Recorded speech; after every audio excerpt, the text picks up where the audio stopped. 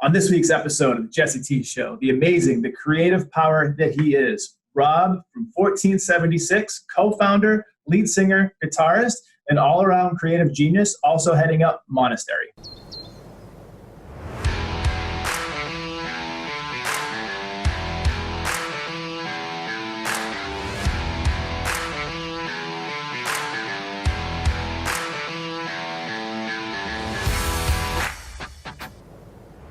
Robb, holy shit, it's been decades. Yes. It's been a long time, man. Yeah. So for the world that knows who you are, and then for those that we'll introduce you to, Robb and I met many moons ago, back in kindergarten through 8th grade at St. Mary's in East Boston, Massachusetts. And how our lives have changed and, evolved. And so I wanted to share you with the world that maybe hasn't heard of you yet, or maybe some other folks, and kind of get people up to date on all the things that you're doing. You're creating a lot of great things, and from music, from artwork, you're really impacting people, but you also have a narrative that I want to share with the world too, of not giving a shit of what other people expect of you. And like, this is something that I truly believe in too. And so we resonate there really well. So just to kind of kick it off, let the world know a little bit about Robb. Well, as you said, grew up in East Boston, lived in Boston most of my life until 10 or 15 years ago, moved to the Salem area north of Boston.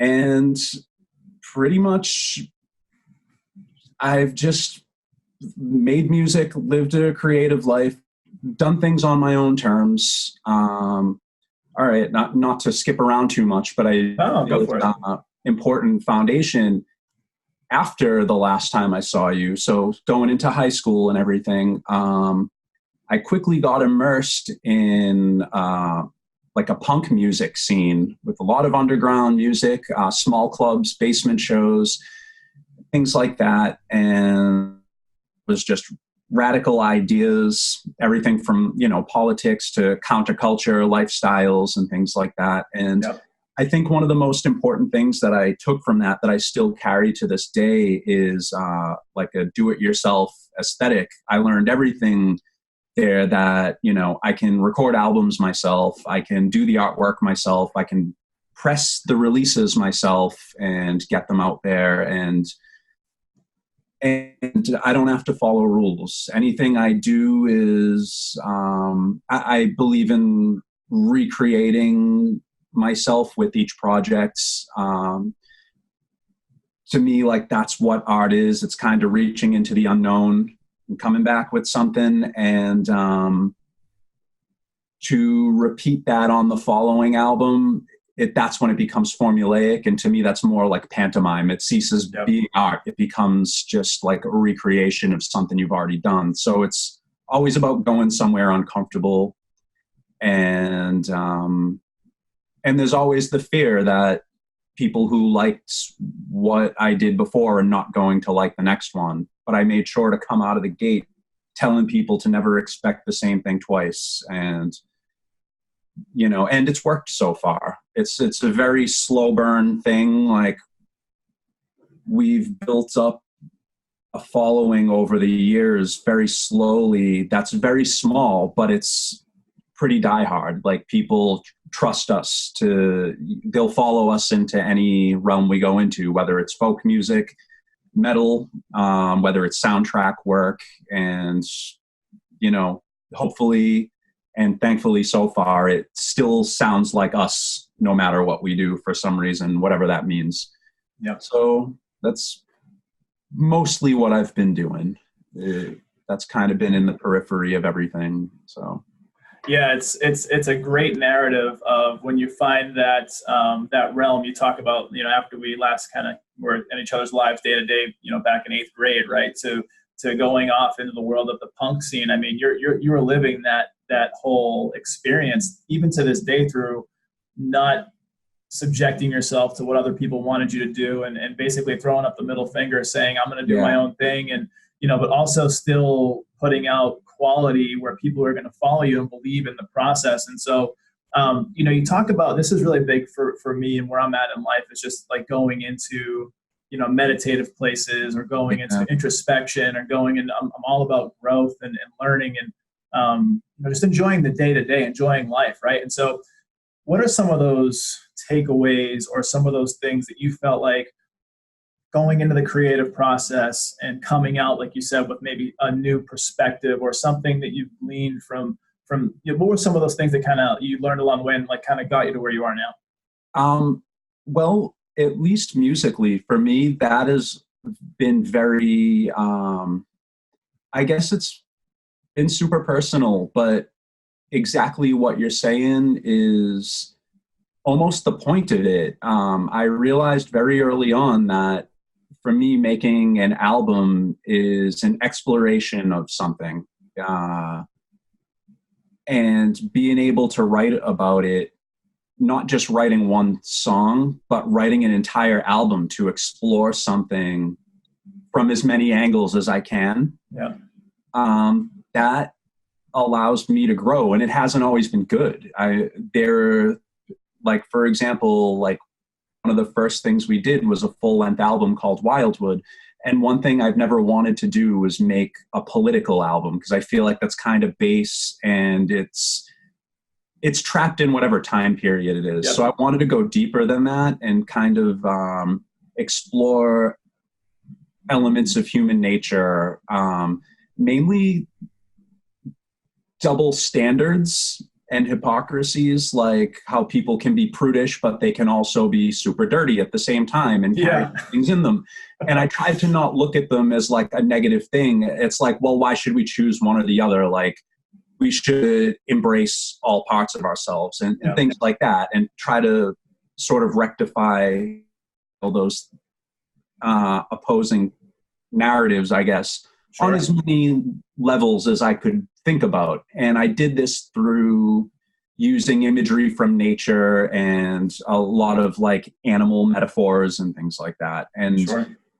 And what I found after that album is no matter what I do, I immerse myself in it for however long it takes. So then it sort of colors my life and colors who I become. And I felt like it was a very negative thing. Like for that album in particular, it was very accusatory in nature and thus had this sort of elitist type of vibe to it. And then because of that, I became very detached from other people and unhappy and critical. Yep. And then I became very isolated and alone and unhappy. And I realized what I had done. And then so our last full-length album we made was exploring those ideas of like isolation and alienation and, you know, even like giving up and resignation. And where before I always tried to put out this facade of like strength and things like that. And it's like, no, like I'm,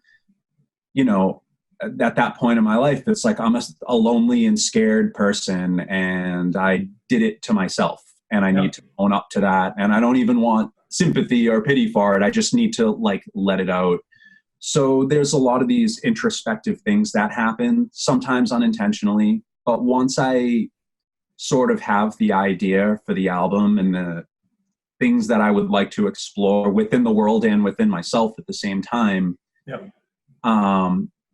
that narrative will color how the music should sound, whether it's heavy or soft or electronic or acoustic or, you know, pop or not, you know, like, so yeah, so that's sort of where that comes from. So it's always an exploration for me, and it is always about growth and self-awareness, more importantly, and being self-awareness and honesty with yourself, to be able to face hard things and accept them in order to grow past them or integrate them or whatever. Yeah.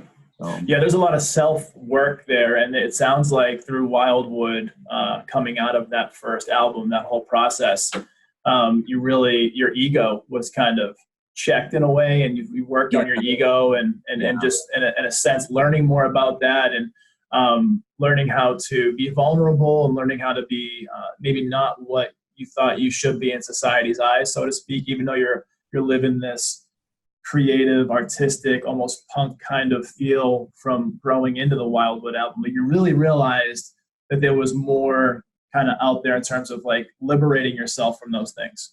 And Yeah. so the process, going from Wildwood to the next album, what even like mechanically or timeline wise or sound wise, like what do you think evolved for you? And obviously there was a huge evolving of self, right? So what was that so you went from the first album to the next one. What was the big noticeable differences you felt, whether it was the music, yourself, things like this? Yeah.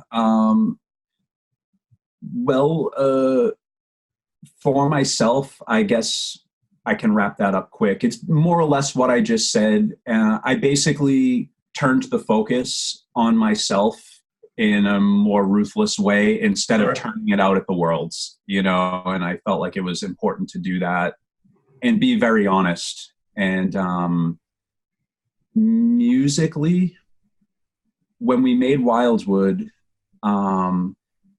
it wasn't rehearsed. It was made pretty much in real time. So the basic process was I would have a very rough idea and I would go to Neil, the drummer, and just say, here, this is kind of what I'm thinking, and play some chords.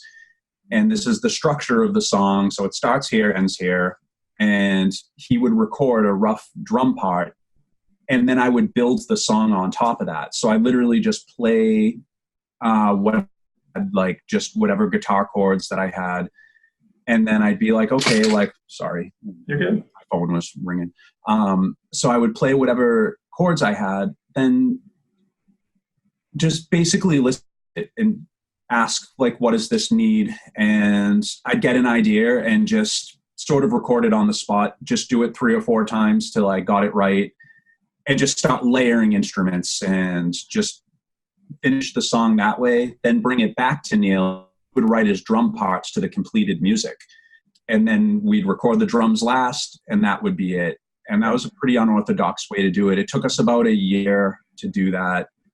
And the results, because that was the first real full-length album that I'd made, and recorded and mixed it myself and everything. So there's a lot of things that I don't like about it. Okay.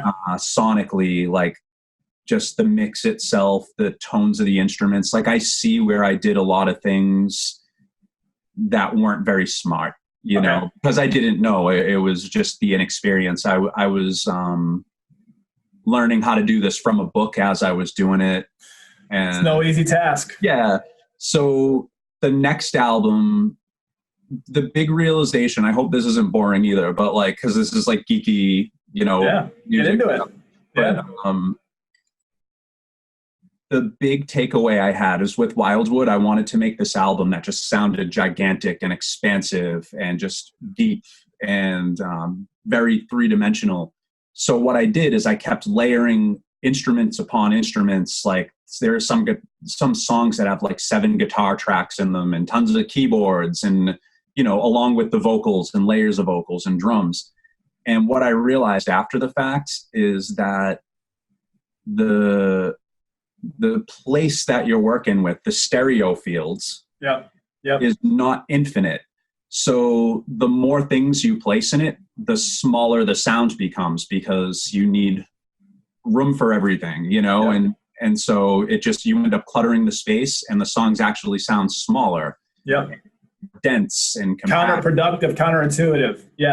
And so I was like, okay, with the next album, I need to just really scale it back. Just very basic, simple stuff. Just guitar, bass, drums, very minimal layers of things, and just try to get it as big and clean sounding as possible. Write sections of music where it's almost silent, where there might just be one very quiet guitar and no other instruments, and really explore silence and space within that, and then try to make it sound big, because now we have the space to give the illusion that there's one little instrument in a gigantic space.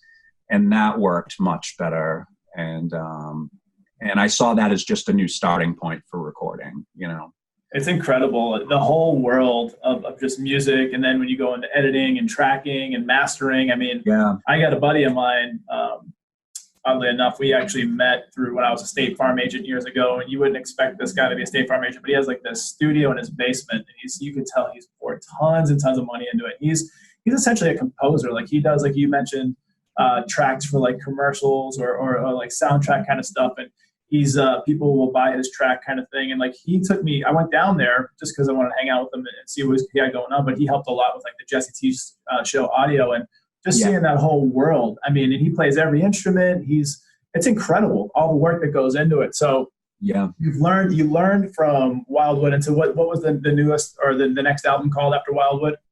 We did a soundtrack in between. Yeah. So that was sort of a detour, but the album we're talking about is called Our Season Draws Near.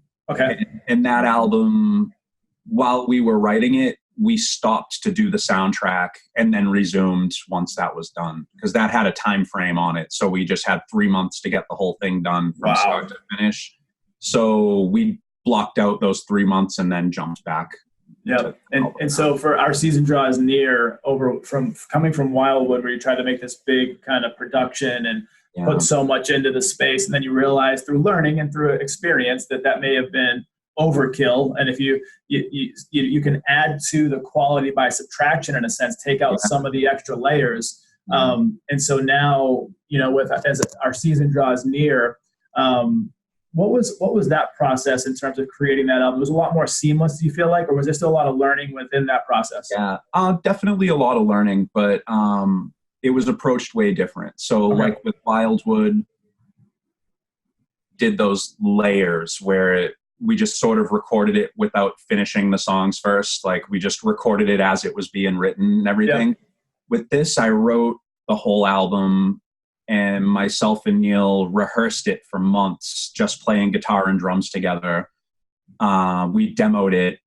And so I did that whole layering process ahead of time, and then we rehearsed it again, and then we did the actual recording from there. So that one was done in a much more proper way, and I think the result is way better for that. Much better. So, yeah, I'm definitely happy. We literally got a record deal from recording that.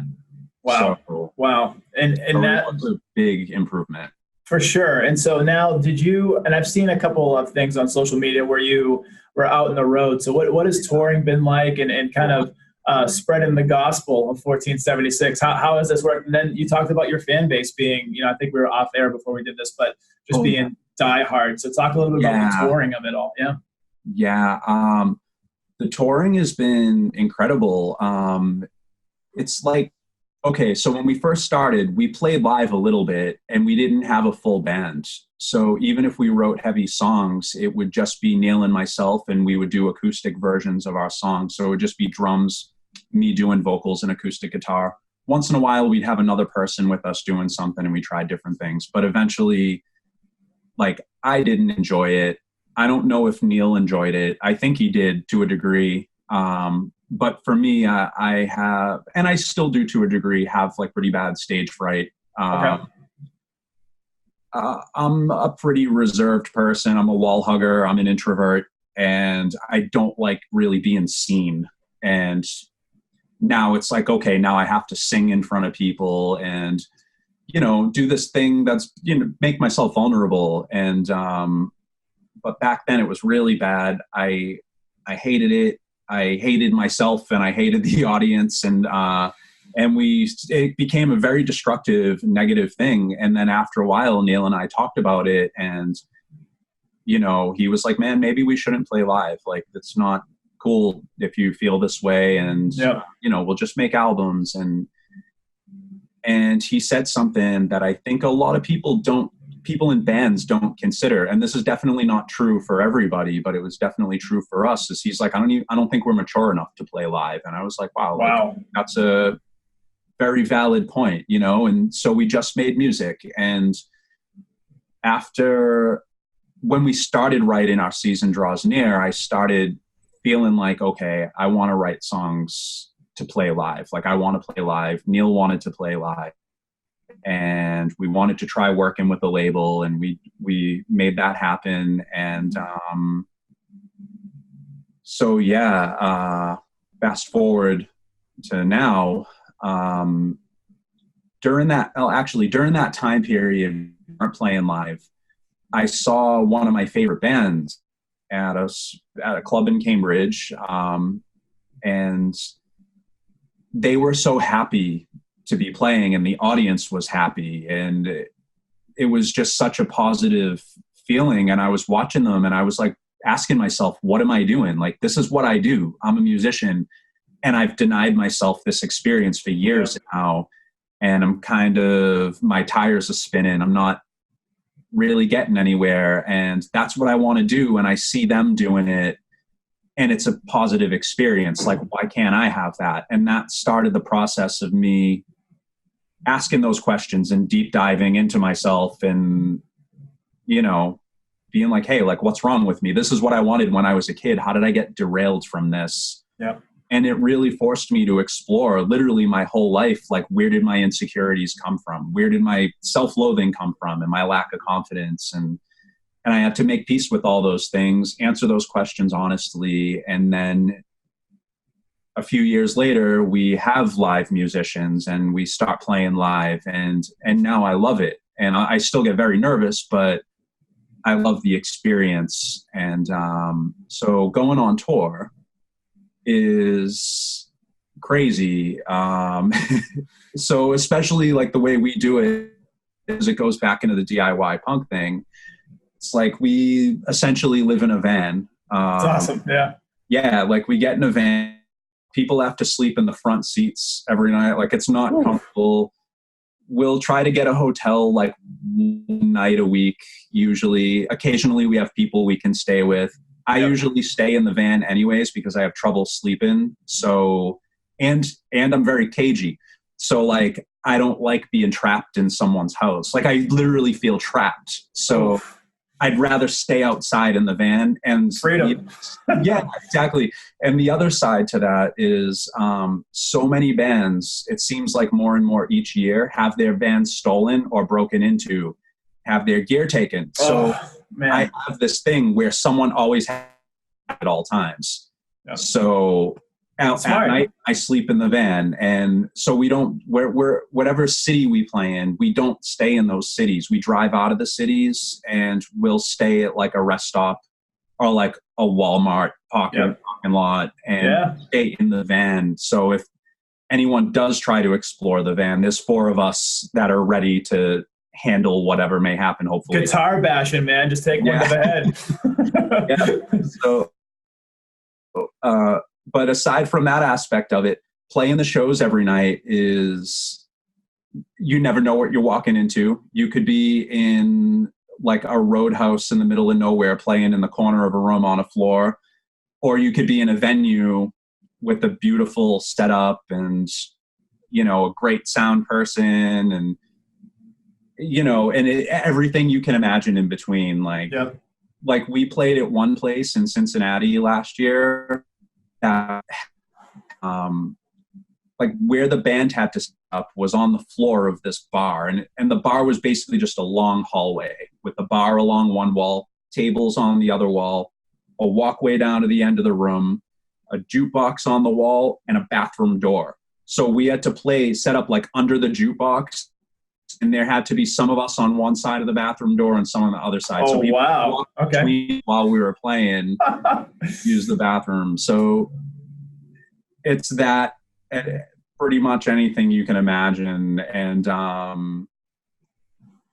the shows are crazy. Like, sometimes pretty much everywhere we go, we've always had at least a few people who know us. Sometimes we go somewhere and there's a lot of people that are fans. Like Chicago has been awesome for us. LA was awesome. Nice. Albany is good. Texas is always good for us. But even some other places we go that are new, we'll go and there may not be many people there, but there'll at least be a couple of people for us. And there can definitely be nights of despair when you're in the middle of nowhere and you play somewhere and you're like, I just played in a roadhouse for a bunch of bikers that didn't care. Yeah. And I'm like 1,000 miles away from home. And then at the end of the night, someone comes up to you and they just start saying, I've been waiting to see you for years. And wow, that's like awesome. Stuff like that. And then And it always works out in the end, no matter how rough a show may be, like it always works out, it seems. And then there's the good nights, Yeah. And, but I think the one thing about touring that's most interesting to me in a sense is like, it feels way longer than it is. So I remember after, I think it was the second tour we did last year, it was 30 days and it was all over the States. It was the whole United States basically. And after we were in the van for a few days, our bassist George was like, man, I feel like we've been in this van forever. And that life before this van didn't exist. And that's literally what it feels like. Like every day feels like say if you go on a vacation somewhere and you're gone for a week, every day feels like that week because it's like, oh, all right, well, let's say, you're in Chicago and you're driving to Chicago. You're in like wheat fields and things like that, and it's empty. And you're like, okay, this doesn't look like home. I definitely don't feel like I'm home anymore. You pull into the city and you see this big, gigantic, beautiful place, and then you've been driving for like 5 or 6 hours or longer. You haven't really eaten. Yeah. And then you go in and then you're early to the show. You go in the venue. You're kind of checking out the city, and then you start meeting people that come to see you, and you're talking to everybody, and you're trying to keep everything like managed at the same time while doing that.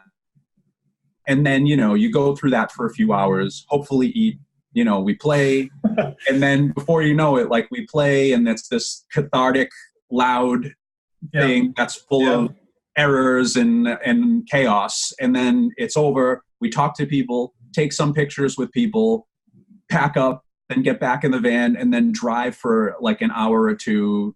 And we're just being dorks, basically joking with each other. And then you find a place to sleep. And then that feels like such a complete experience. But then the next day you have to go do it again somewhere else. Yep. And then when you're doing that, you're still trying to process what happened the day before.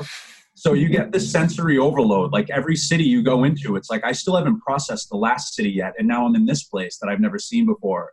Yeah. So it's a straight mind fuck. Like, it absolutely is. And then, so after you do that for like a month, you come home, you're like, what am I doing? Like, what's my life? Where did that month go? I feel like I haven't been home in a year, and my home doesn't really feel like home anymore. And, so it's a very surreal thing, but that sort of messing with the concept of time, or like how we perceive time, is really interesting to me. Yeah. It's incredible. It's from the things that you learn through experiences. And so, what have been, have you had any like crazy, experience? I'm sure you've had some on the road, like whether they're super interesting people, like they've changed your life, to just like some cool people, mysterious people that you've met on the road, any crazy happenings on the road where like, it was, whether if it was like death defying or if it was just really fun, like what was some things that have happened on the road that like stand out in your mind? Well, thankfully nothing really bad has happened yet. Good. No trouble, no like fights or anything. We're all pretty laid back people. We're all quiet. None of us really drink or anything. Like I barely drink ever. I might have like a drink every couple of months. Wow. Okay. I just never really got into it, I guess. And also like when we're touring, it's so exhausting and we don't rest well or eat well that we can't really do anything destructive to ourselves, because it'll like we've had bad nights where we barely get through the performance. So we need to be as in shape as possible and as healthy as possible. Yep. So we try to eat at like a Whole Foods every day and stuff like that. It's really boring and like unfun, what people would expect from a band, but we have to feel good and take care of ourselves. You're professionals. I mean, you're doing it like, and you're looking at your health the right way. I mean, it's nice to have fun and let your hair down, so to speak. But at the end of the day, if you're not feeling it and you're running on fumes, whether it's from not sleeping well, not eating well, which are like the core tenets of fitness. I mean, you have to be able to pull from somewhere. And if there's nowhere to pull from, you're screwing yourself and your fans. Yes, exactly. And, but yeah, we have had a lot of good experiences. Trying to think of stuff offhand that's like crazy.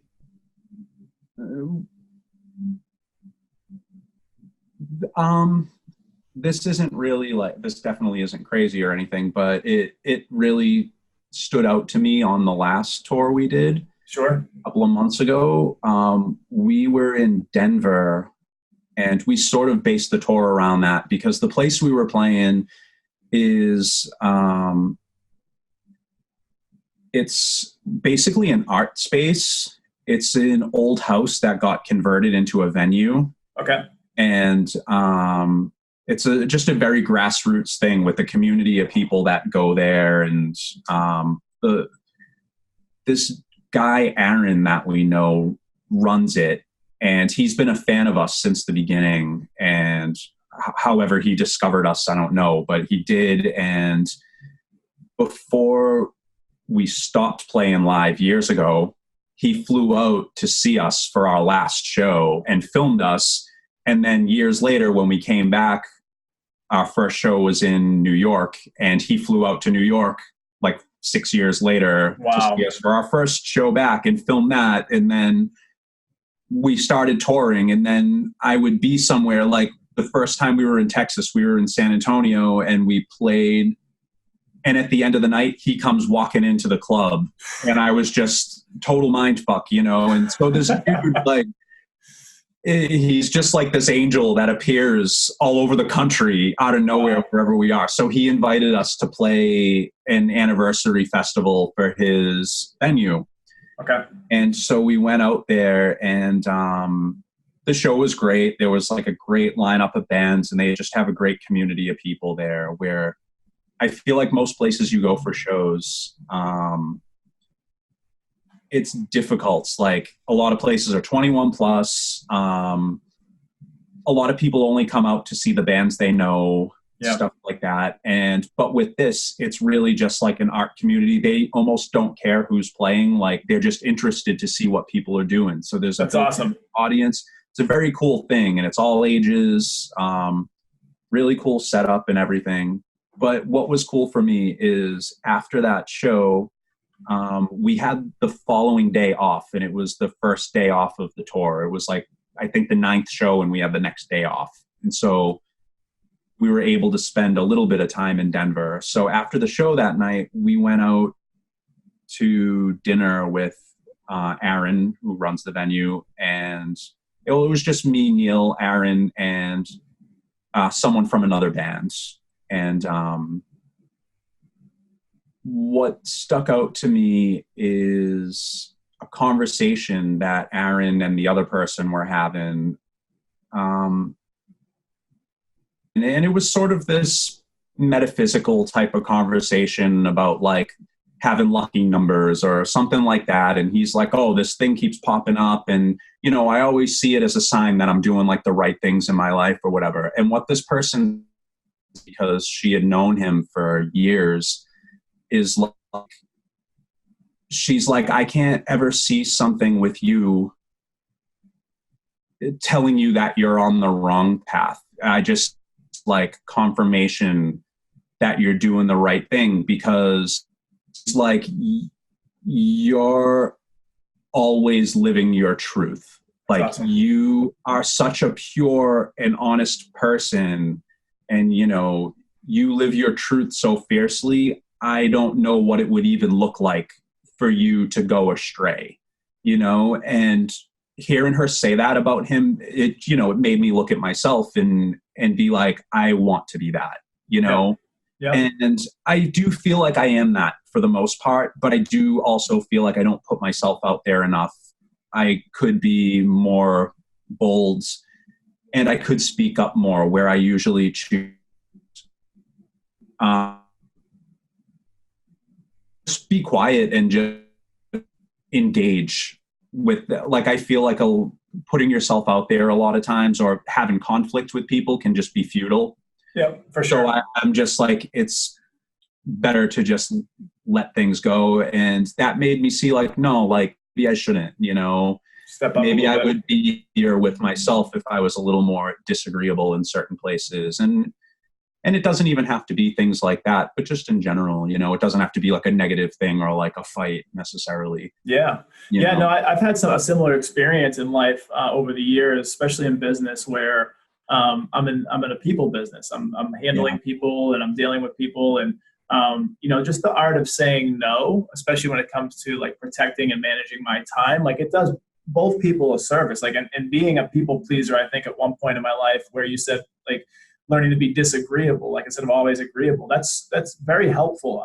Because if you're always agreeing to things that maybe you don't believe in, they don't resonate with you or your truth or your vision, and then you're sitting with somebody else, you could be not just wasting your time, but wasting their time too. And that's something that I've looked at for sure. In learning, and people respect it more. It comes from a place of authenticity, genuineness. There may be some confidence that comes from that. And I've just realized over the years that just trying to live more towards what's real for you and being straight with people and putting that out there, even in that little microcosm of just like protecting your time has been really huge, and it spreads out to other parts of my life. But the one thing I keep hearing you go back to in a band, generally, I guess the definition of a band is more than one, right? Like you have to have two or more. So with you and Neil, how is that partnership relationship then? Because you hear all these stories from these bands that have been around for decades, and it's like a marriage in a sense where like there's sometimes fighting, there could be a divorce. This band's been on their final tour X amount of times, they've come back. So like how has this been for you and Neil in the whole process from start until now? How does that look, that relationship? Mostly great. We've never actually fought about anything. Wow, that's great. Yeah, like we're very open with each other. We're very honest with each other. We can be very brutal. I don't like using that word, but we can just be like, we don't have to sugarcoat anything with each other. We can say things that to other people may sound harsh when we say it to each other, but we don't get offended by that with each other. Like we understand what the other person means, what they're going for, and we just want to like cut to the truth as quickly as possible. Awesome. That's more important to us, So if I'm bringing something to the table and he doesn't like it, like he can just tell me like he's not okay. Feeling it. Yeah. And vice versa, and and I feel like I'm usually good at letting go of whatever it is. Like usually it's not musical. It's usually something more on the business end, actually. I think from my end, it's usually musical when we're working out stuff. If I have an issue with something with him, it's usually like adjusting something musically. Yep. And I feel like when it comes from him, it's usually something more on like the business side of things. So like I'm pretty willing to relent on the business side unless it's something that I feel very strongly about. And then I'll go on about it and, be like, I can't give up on this. Yep. But I feel that the fact that I don't put my foot down most of the time allows me to do it when it's important. And you carry more weight when you do that. Yeah, exactly. Yeah. And the same on the other end. If I have a musical adjustment I need to make, he usually always relents and he'll make the adjustments. It's awesome. So, but it's like once in a great while, he'll feel strongly about something. And then I'm like, okay, I'm going to like go with him on that, Nice. So yeah, we've always had like a good relationship. He's definitely one of my best friends. We've been through a lot together. And how did you two connect? Was it just through music, or how did you find each other? Yeah, essentially, yeah. Like I was in a band before this, and our drummer at the time left, and we needed a new drummer. So we were just putting out flyers and asking around, and that's how we met. And that band quickly ended after that, and then he was like, man, we need to start a new band and everything. And I didn't want to. I was so put off because the experience I'd had before was so bad that I was like, man, I don't think I want to do this anymore. I want to try to do something else with my life. And he kept harping on me about it. And then eventually I had the idea for 1476 that sort of had a few like rules at the outset. Like, what were they? Okay. One was that we do whatever we want musically, however we want and whenever we want. Like, we're not going to be a genre or a style. Like, we do whatever we feel like at any given time. Awesome. So that was one thing. Another thing was, this is funny because I quickly lost sight of this right after, but it ended up playing out that way anyways, was I don't want to play live just to play live. Like, I want to do it because it's special and we want to do it. Basically, I just didn't want to follow the conventions. Yeah. Where it's like, within bands and within music, like, everyone has this idea of how you're supposed to do things. And it's like, oh, you need to do this, you need to do that, you got to play shows, you have to schmooze with the other bands, you have to do all these different things, and you have to submit your music to this website and that website. And I was like, I don't want to do any of that. I only want to do things that feel right. And we've maintained that over the years. It's very rare for us to do something that goes against our intuition. And when we have, it's always been a mistake. And like, that's how I learned. So yeah, so that was sort of it, because I came out of an oppressive situation in the band I was in before. It's like, well, the songs need to be a certain way. And then, so I wanted to just smash all of that and just be like, no, this is whatever we want it to be at whatever time. And like, I don't give a fuck.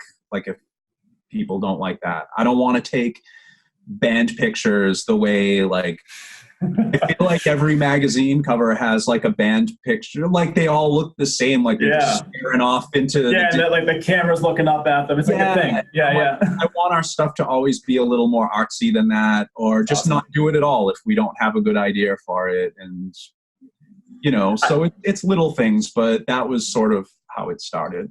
I mean, I love it because you're staying true to even the Rob I've known as a kid, where you've always been artistic, you've always been creative. I remember going to you and Greg Moreo for inspiration for and he's doing great things in his world with like costume design and all the stuff he's into. Yeah, he's doing some really fun stuff. That's like studio quality stuff, and he does his own thing. But for the creative side, there's a couple of points I want to talk to there. I want to talk about Monastery, but first I want to talk about, you mentioned that you moved closer to the Salem area, and most people know what Salem is. It's Salem is just outside of Boston. It has a rich history of basically people getting screwed over and for their beliefs and all these different things. And I was just up there a couple of weeks ago with the family, and we always try to go up around Halloween time just to kind of get a feel for it. So how has Salem been for you, or in that realm for as a muse, or just being around like-minded people kind of thing? How's that worked out for you? It's great. I love it. I definitely got tired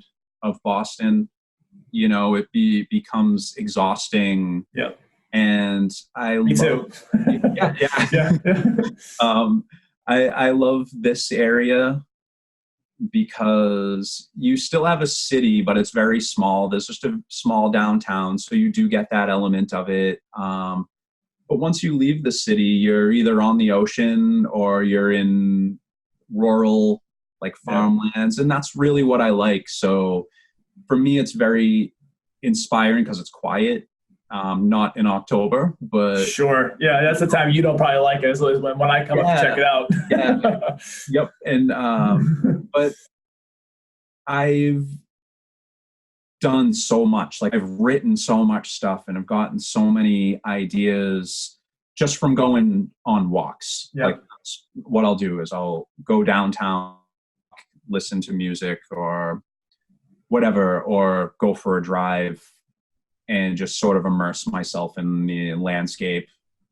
And so the place itself has been great because of that. And over the last few years, like, as a band, we've met more other local artists and people and things like that. That's awesome. So I feel like there's a community developing now, which wasn't really there in a cohesive way before. There were like cliques of friends, I think. Yep. Silos. Yep. Yeah. There's people like opening businesses now. Like someone I know just opened a record store last year in the area. That's good. And, you know, just a lot of the local artists are starting to open storefronts. And that's awesome. So it's cool. It's really nice to know those people. And yeah, so it's been great. And a lot of the people, they're people that are not originally from here. Yep. A lot of them may have been people that were from Boston or the South Shore. And as they hit their 30s, they're like, I'm out.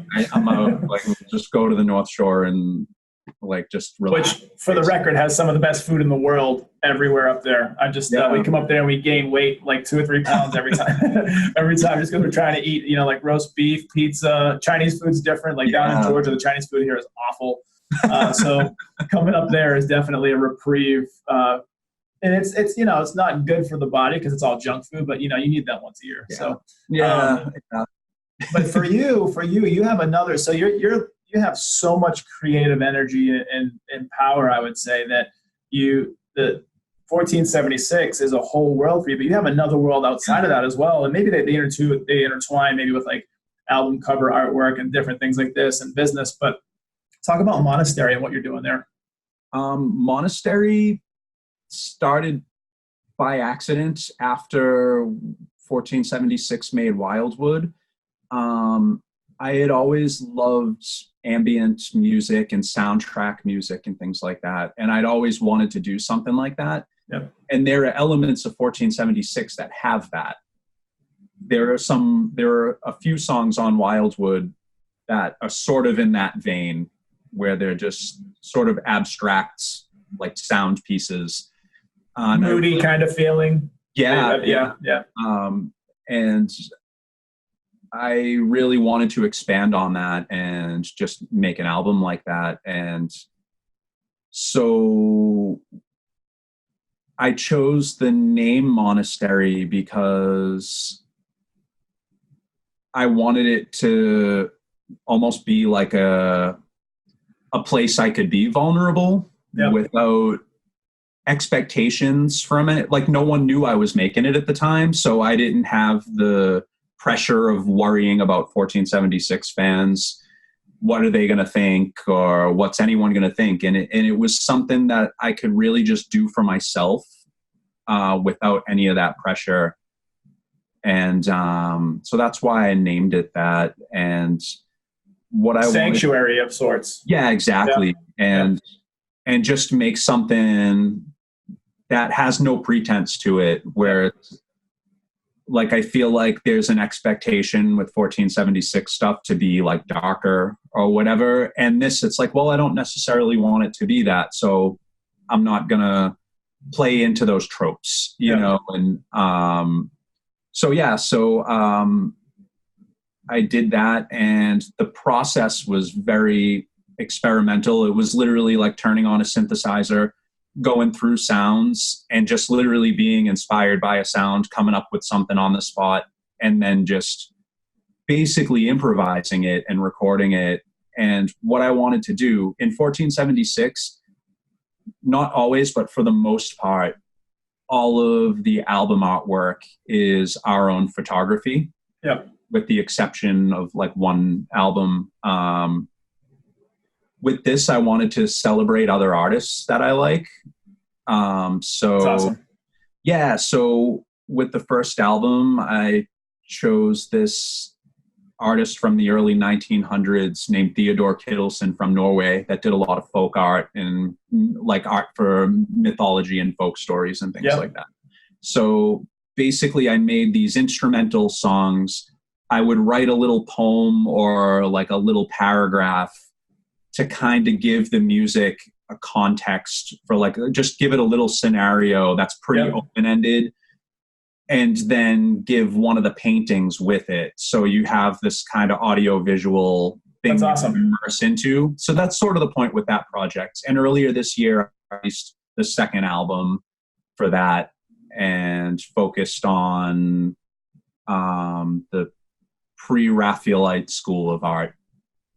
And I did that because a lot of their themes are like have to do with chivalry and things like that, like classical myth type of imagery. And as I was reading about them, I found that that was very uncool at the time they did that in like the late 1800s, where people were getting more into modernism and like Picasso and things like that. And they were kind of just against the modern world. They were just like, no, we think this stuff is like crude and not beautiful, and we want to go explore old themes of like honor and chivalry and things like that, and nature and the beauty of nature. And they were the first artists to go out into nature and paint outside and try to capture it. Yeah. Wow. To capture it exactly how it looks, whether it's beautiful or ugly. They didn't want to gloss over anything, to capture it as it is. So that really spoke to me, and I really wanted to do that because at the time I was making the album, that was something that I was feeling deeply, where it's like, you know, I feel like I don't get on with the modern climate, the political climate, left or right. It's like, I just believe in truth and honor and growth and being good to people. And, I love it. You know, so it's like, I don't care what everyone else is doing right now. Like, I want to bring that to the world, I guess. Yeah. And so in bringing that to the world, there's a lot of physical manifestation through sound, through artwork, through visual. And so I'm looking at a piece behind you right now that you made that's absolutely gorgeous with the Celtic knotwork. So talk about how that has come to fruition. When did you start with the Celtic knotwork? When did you start with those physical manifestations of kind of putting, you know, pencil to paper or pen to paper? How'd that work for you? Well, oh wow, I haven't thought about this in a while. In 2014, I had been at the same job for like 8 years, and then they basically liquidated our whole department. And what was it? What kind of job, if you don't mind sharing? It was just a delivery job. It was for a payroll company, and we were delivering payroll, and they didn't want to maintain a fleet of vehicles anymore. I see what you're saying. You know, was it Paychex or ADP? Are those familiar names? ADP, yeah. ADP, okay, yeah. So at ADP, it was like they had their own drivers, and like I had been there for years. I was making money. Also wasn't what I wanted to do with my life, but I was like wrestling with myself and trapped. Yeah. So when that ended, because they just started going to like a third-party courier it was cheaper to do that than to maintain vehicles and pay drivers by the hour. So they did that, and I decided after that, because I had gotten like a severance package and all this stuff, that I was just going to focus on music and things like that. And I wasn't going to run out and try to find another job that I didn't like. Good for you. So that was a crazy period, because I started finding out what all my bad habits were, you know, where it's like, oh, I can get up in the morning and I'll work on something today. And it's like, oh, but I'm going to eat breakfast and like, maybe I'll watch a TV show first. And then before you know it, half the day's gone and you haven't, you know. So I had to like learn all that the hard way. And, but that's when I started drawing, because I had the time to do it. For sure. And within 1476, we wanted to start making our own merchandise as well. So it's like, I'm going to start trying to draw our own shirt designs and things like that. And I had always wanted to do the Celtic knot work study to learn how to do that. And I had a book that I had gotten when I was maybe 18 to start doing that. And then I just never followed through with it. Yep. So that's when I started doing that. And So you were talking before we jumped on air that sometimes you can put pencil to paper, pen to paper for 8 to 10 hours at a time. Yeah. Which, you know, back in the day, we used to, you know, as kids in St. Mary's school, we used to just find escapism through like drawing, writing, tagging, you know, graffiti stuff was big back in the day. Definitely. And I remember even now, once in a while, I draw like maybe once a year. It's actually been really unique where I have 2 sons. And so when my son was born, my oldest one, I drew him a picture of Batman, and then just, you know, because I'm into comic books and stuff. And then when my second son was born, he's 3, I drew a picture of Robin. And so just like, but like the skill needs to be refined, but if you have a basis, there's always some sort of ability. So, but I can remember like my hand getting tired and not anywhere near 8 to 10 hours worth of work or tediousness because, you know, with what I was doing, there's lines everywhere, this curve, like what you're doing can be very tedious. So how is the process and like physically, how demanding is that? It's definitely something I had to work up to. For sure. Yeah, I definitely I have a bump on my index finger from where the pen sits. Yep. So yeah.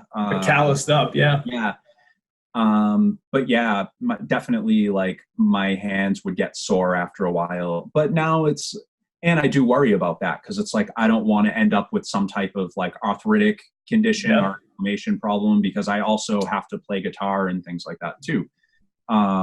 So now I just take lots of breaks, usually every half hour to 45 minutes, I'll get up and just do whatever, just get tea or, just take a small break. And that's a huge help. But I definitely don't do those marathon things anymore. So back when I first started doing that and I was dealing with the chaos of unemployment and everything like that, that's when I was like, I need to do this. I have to have as much output as humanly possible, shortest amount of time.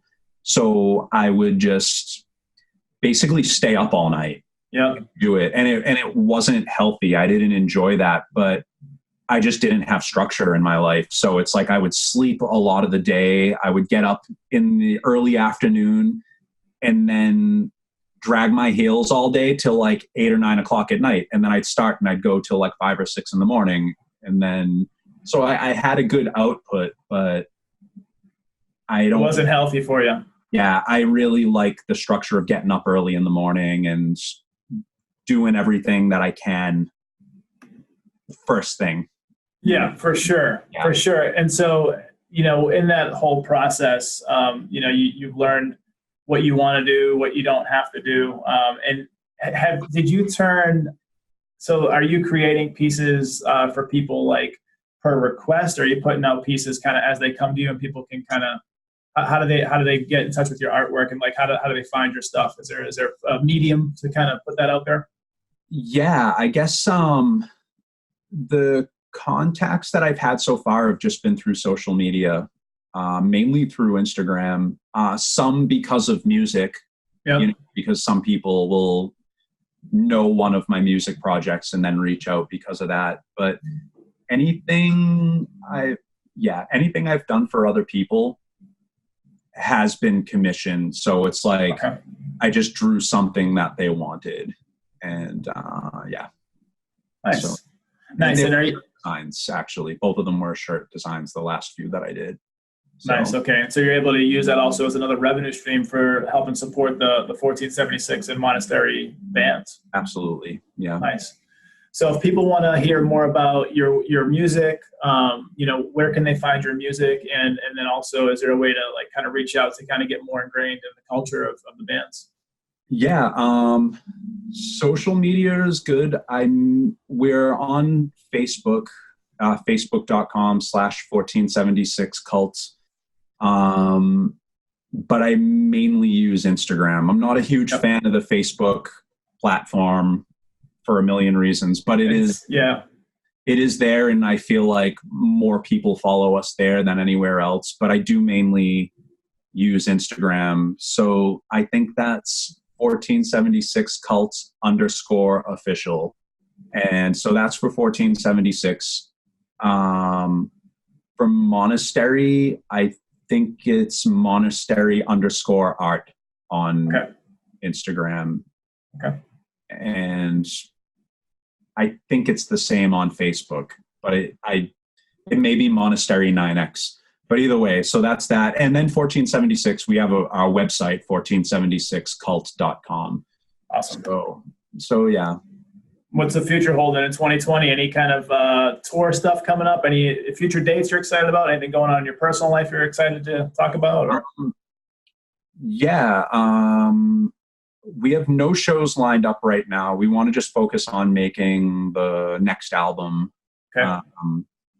But I am working on a lot of stuff. So I'm working on that album. I have 2 other album ideas that are sort of developing out of that. So I don't know what the end result is going to be. If I end up making a double album or 2 albums, or I don't know. I'm finishing up a short Monastery release, and then I'm working on this now. I haven't launched it yet because I'm still trying to create some content first, but I'm doing a Patreon page for Monastery that there's going to be a lot of stuff on. Nice. I'm going to have just like monthly music things and just all these different experiments that I want to do with music and release it through that format. And, and some 1476 stuff too, but I can't do as much with that because 1476 has a record deal and we can't really operate without their permission. Like we can't release music without them having their hand in it, like without them releasing it essentially. Like I can't release 1476 music behind their back because it would violate our contract. And how's that partnership been? Has it been pretty good with the record company that you're working with? Is it just kind of figuring things out like any kind of relationship? Yeah, overall, definitely. They've been very kind to us. And, there's always that like notion that a record label will control a band and things like that. And we specifically chose this label because their mission state is to just let the artist be the artist and develop however they want. Like, so they have no say in whatever we do artistically or musically at all. They just release the albums. And so been like a really good thing. Like there's been no one trying to get us to do anything we don't want to do. Nice. So it's been a good relationship, and that's awesome, man. Definitely. Well, in terms of anything else, it's been great catching up and having you on the show, and definitely want to get you to spread the gospel, so to speak. Get your music out to more people. Get your artwork out to more people. I think you're an amazing creator. I think some would potentially even look at your artwork and just just be blown away, and it's all around music, printable type stuff. And so for anybody that gets in touch with you, I think they would be well served. So I'll make sure we can try to get some people to connect with you. Thank you so much. Yeah, man, it's been my pleasure. So what a badass conversation. You've just seen Robb, co-founder of 1476 and also Monastery. Make sure to check him out everywhere. I'm Jesse T. Be sure to check us out on next week's episode. Take care.